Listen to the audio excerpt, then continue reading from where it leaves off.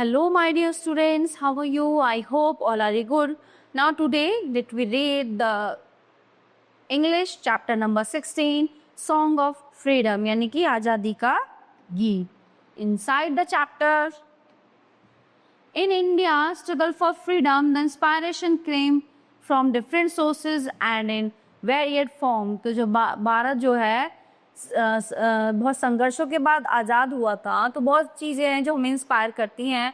The well known Tamil poet Subramania Bharati used verse as his medium to awaken poem for the pen of this great patriot and idealist. So the poem is here. This is the hour of song and dance, for blissful freedom is ours at last. ये जो समय है अब हमारा नाचने और गाने का है, और ये जो हमें आज़ादी मिली है ये हमारे लिए इज आर एट लास्ट. आखिर में हमें आज़ादी मिल ही गई है ना, हमें आज़ादी मिली है और ये समय हमारे लिए नाचने और गाने का है. Gone are the days of castle-born pride. Gone is the furnace might. Gone is passive subservience. Gone is the tricksterous sway. यानी कि हमारे देश से जो है अंग्रेज चले गए हैं, उनकी सत्ता, उनकी सरकार, ये उनको यहाँ से हमने भगा दिया है. ठीक है, या foreigner might, caste born, days of caste born pride. ठीक है ना, अब यहाँ से जो है जाति पाति भेदभाव छुआछूत जो है सब चला गया है. Freedom is our universal speech. आज़ादी हमारे लिए जो है एक यूनिवर्सल स्पीच है. Equality the experience grace will blow the conch of victory and publish the truth to all.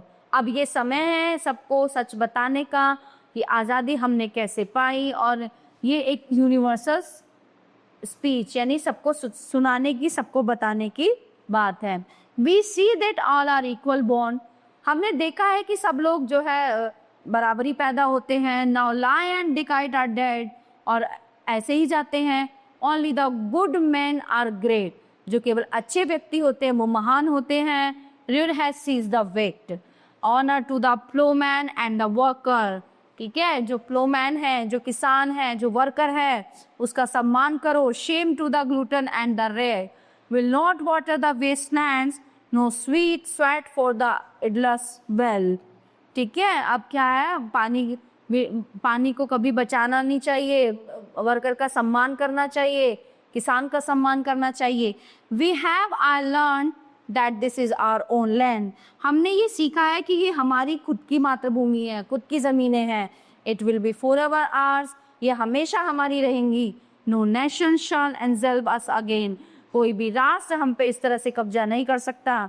We will prosper serving God our soul lord. ठीक है, हम जो है